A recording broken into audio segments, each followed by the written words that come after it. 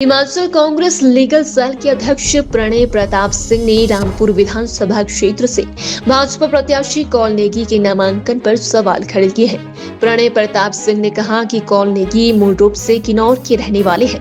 ऐसे में वे अनुसूचित जनजाति के लाभ लेने के योग्य हो जाते हैं, लेकिन नेगी ने अनुसूचित जाति के लिए आरक्षित रामपुर सीट से चुनाव लड़ने के लिए जो सर्टिफिकेट उपलब्ध करवाया है वह रामपुर प्राधिकरण अधिकारी से मिला है, जबकि यह सर्टिफिकेट निचार से लिया जाना था क्योंकि वह रूप से निचार में रहते हैं। प्रणय प्रताप ने कहा कि कौल नेगी ने 16 अगस्त 2022 को रामपुर से यह सर्टिफिकेट प्राप्त किया। इससे यह साफ होता है कि उन्होंने केवल चुनाव लड़ने की मंशा से ही यह सर्टिफिकेट लिया है।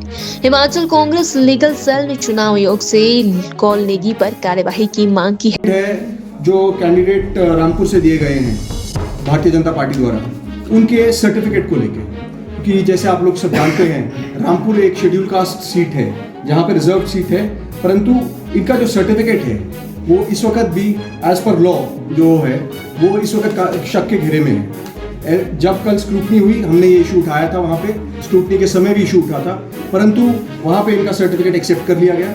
ये सर्टिफिकेट मैं आपको बता दूँ, सर्टिफिकेट जो है मेरे पास इसके पूरे दस्तावेज पड़े हुए हैं। ये सर्टिफिकेट है SC 20227848221337 और ये 16/8/2022 को इशू हुआ है। ये इशू हुआ है रामपुर से, और जबकि वो रहने वाले हैं निचार के। तो इसके ऊपर अगर हम थोड़ा कानून में जाएं तो यहाँ पे हमारा जो लैंड रिकॉर्ड मैनुअल है, हिमाचल प्रदेश सरकार का लैंड रिकॉर्ड मैनुअल है, इसका पैरा 28.1 वो कहता है कि जो sub divisional officer and tehsildar Mohal shall be the competent authority to issue SC/ST backward and bona fide Himachali certificate with in their respective jurisdictions, जो यहाँ पे नहीं हुआ है। तो एक बहुत बड़ा लूप होल है जो ये रहा हुआ है।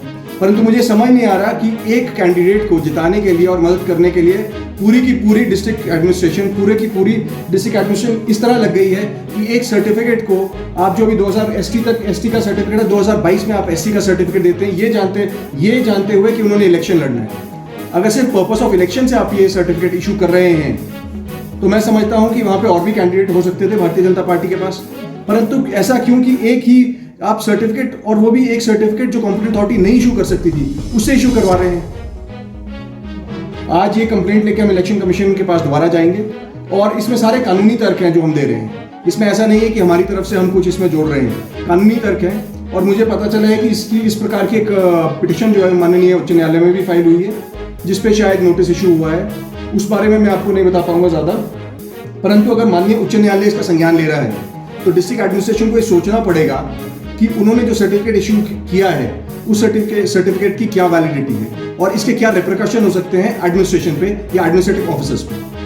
तो अगर हम जब कंप्लेंट लेके जाएंगे तो हमारी कोशिश यही है कि 29 तारीख से पहले इसका निपटारा हो, और जो है इस सर्टिफिकेट की वैलिडिटी जो है कम से कम, इसको जब आपने स्क्रूटनी में तो आपने अलाउ कर दिया है, परंतु अगर कानूनी तर्क देके हम इस सर्टिफिकेट को हम घोषित कर सकते हैं कि ये सर्टिफिकेट फॉल्स है, तो जो नामांकन जो है वो रद्द किया जाए।